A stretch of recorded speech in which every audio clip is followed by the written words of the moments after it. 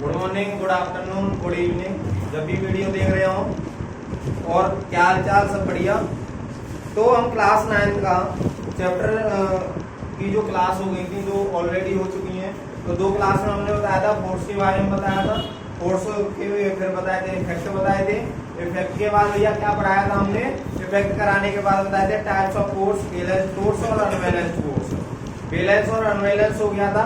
उसके बाद हमने बताया था क्या भैया, न्यूटन का फर्स्ट लॉ ऑफ मोशन।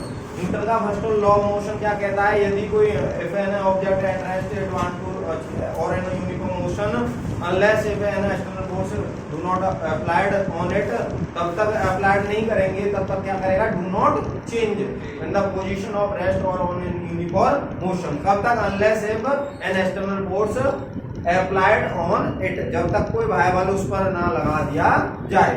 उसके बाद बताया था कि न्यूटन्स ने क्या किया, गैलीलियो के आए थे लॉ ऑफ इनर्शिया। इनर्शिया क्या था कि भैया अपोज करे किसकी में, मोशन की और रेस्ट की पोजीशन में अपोज करे, उसे इनर्शिया कहते हैं। इनर्शिया के 3 टाइप्स बताए थे मैंने, law inertia of rest, inertia of motion और इनर्शिया ऑफ डायरेक्शन, तीनों बता दिए थे। इसके बाद न्यूटन्स के सेकंड लॉ की बारी आती है, लेकिन न्यूटन्स के सेकंड लॉ से पहले हम बात करेंगे किसके बारे में, मोमेंटम के बारे में। किसके बारे में, मोमेंटम। तो हेडिंग लगा लेंगे मोमेंटम। चैप्टर था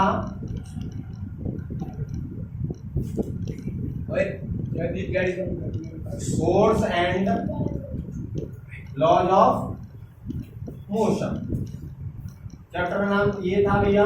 तो मोमेंटम क्या है, मोमेंटम क्या है, it is defined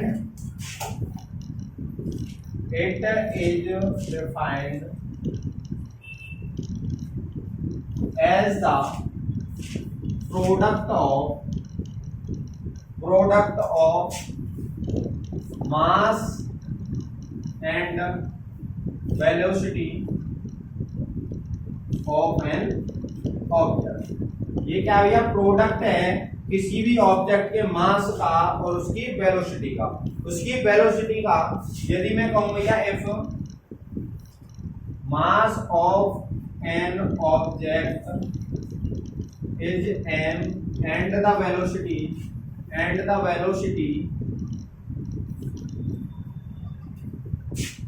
of an object is v, then यानी यहां लिख सकते हैं it is denoted by v, small p के द्वारा इसको क्या डिनोट किया जाता है। तो देन क्या हो जाएगा इसका, P बराबर ये क्या प्रोडक्ट है मास इनटू वेलोसिटी का, यानी P बराबर mv। जो मास की एसआई यूनिट होती है, अब इसकी यूनिट की बारी आती है। इसकी यूनिट क्या होती है, किलोग्राम, और इसकी क्या होती है, मीटर पर सेकंड।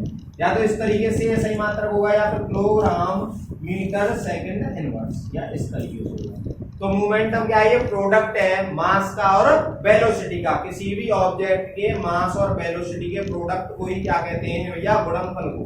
यानी किसी भी वस्तु के द्रव्यमान व वेग के गुणनफल को ही क्या कहते हैं हम, मोमेंटम यानी संवेग कहते हैं। इसका ऐसा ही मात्रक ये हो गया। अब इसके साथ एक न्यूमेरिकल देख लेते हैं इसका छोटा सा। एक कार ऑफ मास, एक कार है जिसका मास है, एक car of mass, a car of mass 1000 kilogram. एक कार का मास है, एक car of mass 1000 kilogram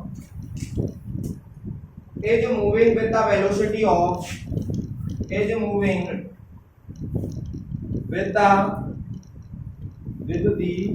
velocity of 72 kilometre per our. यानी एक कार का मास है 1000 किलोग्राम है, 1000 kilogram is moving with the velocity of 72 metre kilometre per hour. Find the momentum. तो क्या पूछ रहा है, मोमेंटम पूछ रहा है। तो देखो ये किलोग्राम में होता है, ये क्या होता है, मीटर पर सेकंड में। अभी ये किलोमीटर पर घंटा दे रखा है, तो देखो बड़े को छोटा करना है।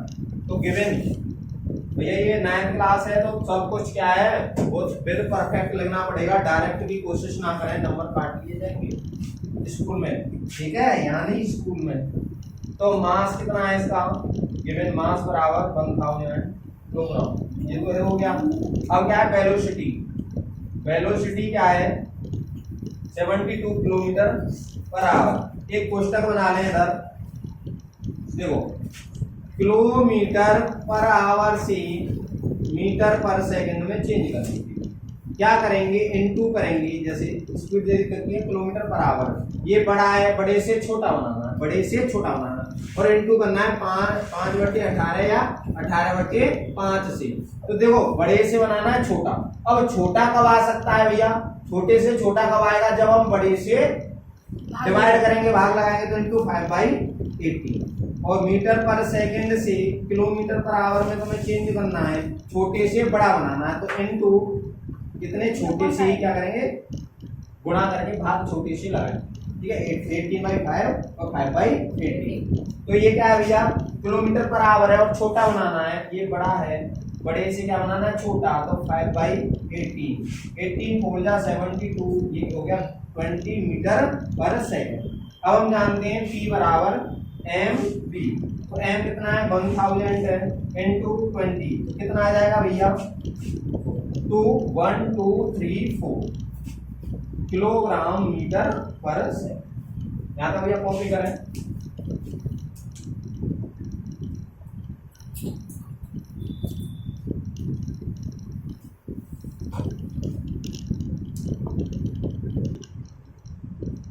हाँ जी। मोमेंटम क्या है, ये प्रोडक्ट है किसका, मास एंड वेलोसिटी का, मास एंड वेलोसिटी का। मोमेंटम समझ में आ गया। अब हम चलते हैं किसकी तरफ, Newton second law of motion, इसको एज कर देते हैं।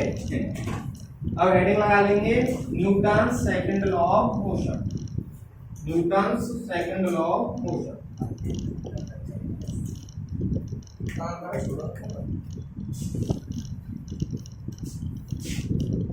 Newton second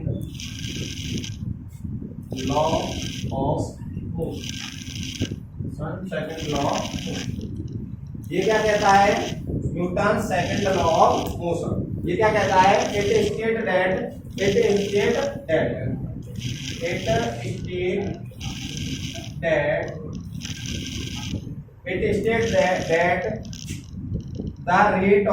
the rate of change of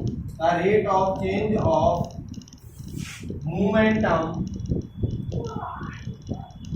of an object is directly proportional to the applied external force and in the direction of applied force, force applied हो रहा है उसी की direction में होता है। तो इन्होंने बताया था क्या, the rate of change of momentum, इसलिए मोमेंटम पहले बता दिया कि मोमेंटम क्या होता है। तो ये क्या है, it state that the rate of change of momentum of an object, साथ में बोलेंगे, अगर वीडियो देख रहे हैं तो साथ के साथ बोलते चलेंगे, कोई चिंता मत करो, कोई नहीं देख रहा, तुम्हें आराम से पढ़ो टेंशन मुक्त होकर। तो ये क्या कहता है, it state that the rate of change of momentum किसका, of an object is directly proportional to the applied external force, जो बाहरी बल लग रहा है उसके डायरेक्टली प्रोपोर्शनल होता है। और क्या होगा, in the direction of applied force, और किसके डायरेक्शन में होगा, अप्लाइड फोर्स के डायरेक्शन में होगा। तो इसको कॉपी करो, क्योंकि इसका ड्राइव करेंगे, मैथमेटिकल फॉर्मुलेशन करेंगे तो पूरे बोर्ड पे आएगा, इसलिए इसको कॉपी करो फटाक से। हाँ जी, ये कर लिया कॉपी, अब इसको रेज कर देते हैं।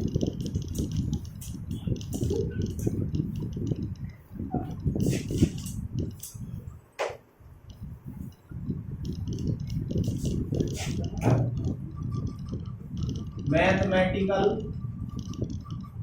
Formulation of second law, Newton second. लिखते हैं if a body mass m, if a body of mass m moving with a initial velocity v, moving with the initial velocity v, initial velocity u, accelerated uniformly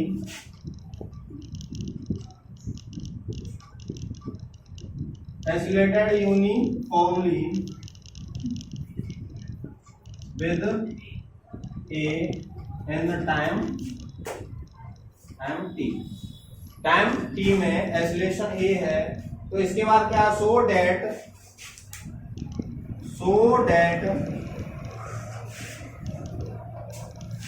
it's final velocity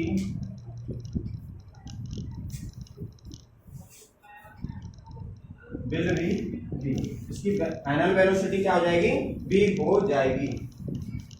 तो भैया initial momentum क्या होगा, initial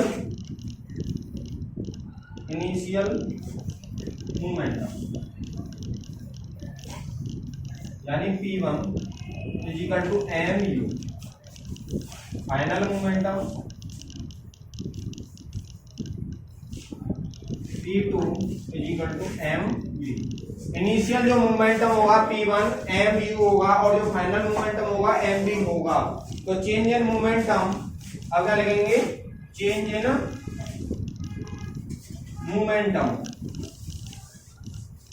यानी p किसके बराबर होगा, p बराबर होगा p2 माइनस के p1 यानी mb माइनस के mu, यानी कि m कॉमन ले लेंगे तो b माइनस के u, b माइनस के u, mb माइनस के u according to second law of motion.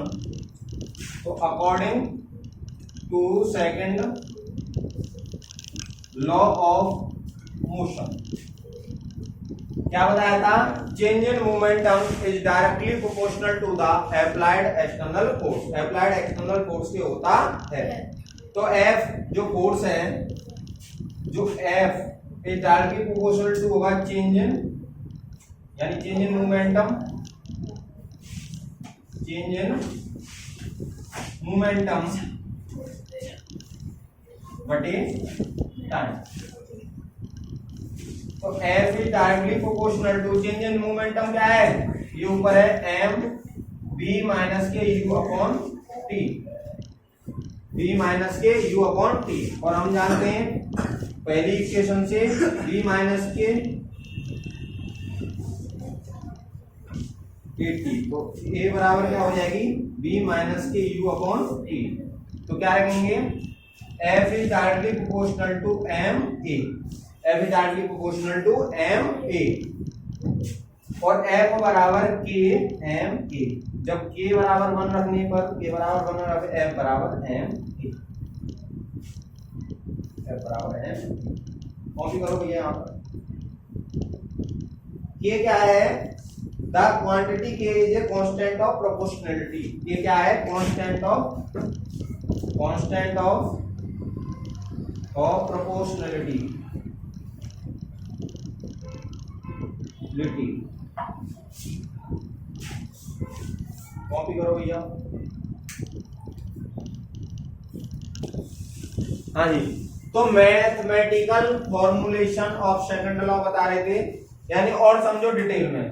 जैसे एक ये बॉडी है m, जिसका मास क्या है m है, ये बॉडी है। अब इसका जो इनिशियल मोमेंटम होगा वो क्या होगा, mu। अब क्या एक्सीलरेशन a से टाइम t में ये यहाँ पहुंच गई, इसका मास तो m ही रहेगा, लेकिन क्या हो जाएगा, मोमेंटम mv हो जाएगा। लुढ़कते लुढ़कते चली गई t समय में। तो मैंने बताया if the body mass m, मास कितना है बॉडी का, m है, moving with initial velocity, initial velocity से क्या कर रही है, मूव कर रही है, यानी खुद की पहले मूव करने की कुछ वेलोसिटी है, यानी u है। एक्सीलरेटेड यूनिफॉर्मली एक्सीलरेटेड हो रही है with a, with acceleration a, with with acceleration a in the time t में so that its final velocity will be, इसके बाद इसकी फाइनल वेलोसिटी क्या हो जाएगी, जैसे इनिशियल तो u हो गई, फाइनल क्या हो जाएगी v। तो इनिशियल मोमेंटम p1 मान लेते हैं, जो इनिशियल है mu, और फाइनल मोमेंटम क्या हो जाएगा mv। चेंज इन मोमेंटम कैसे, फाइनल माइनस के इनिशियल, चेंज इन मोमेंटम निकालते हैं फाइनल माइनस के इनिशियल, फाइनल p2 माइनस के p1, mv माइनस के mu, तो m कॉमन ले लेंगे यहाँ, v माइनस के u। According to second law, हमारा सेकंड लॉ क्या कहता है, change in momentum of an object is directly proportional to the applied external force. तो F is directly proportional change in momentum, change in momentum का मतलब क्या है, time के साथ चेंज होना। तो F is directly proportional to m, change in momentum है m v माइनस के u अपॉन t।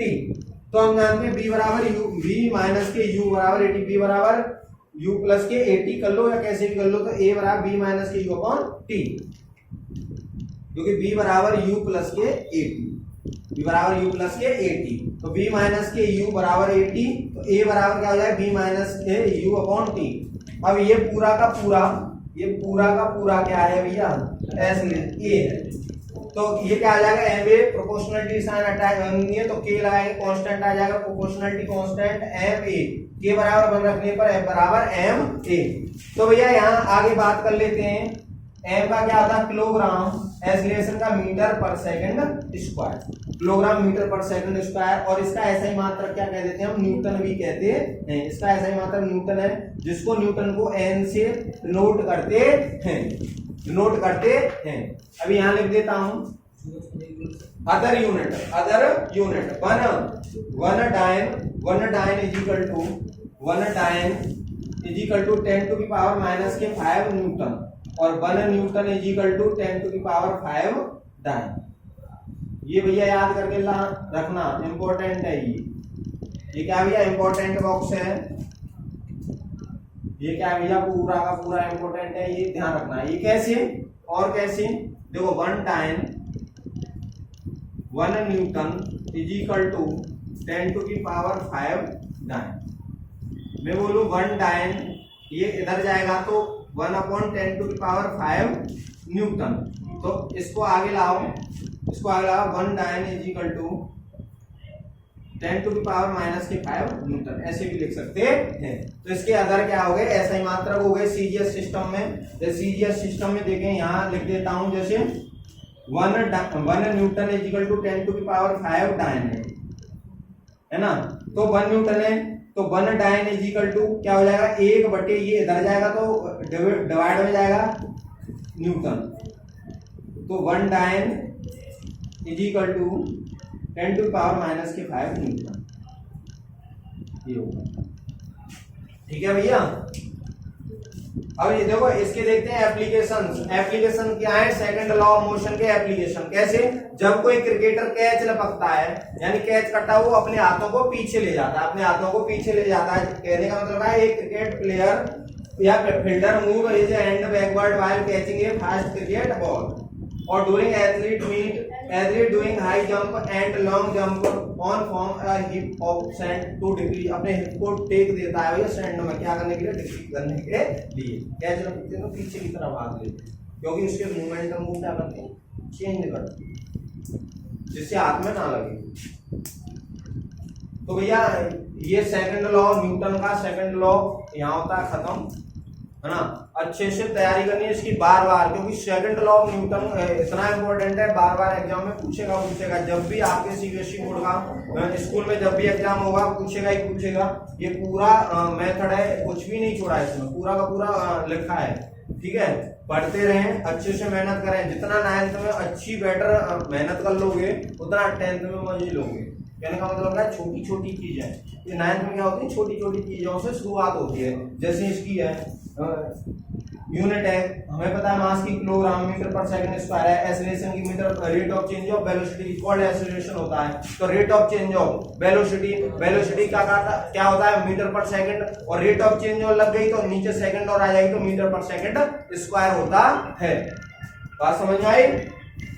अब क्या करेंगे, इसके बाद जो अगली क्लास होगी Newton third law of motion होगा।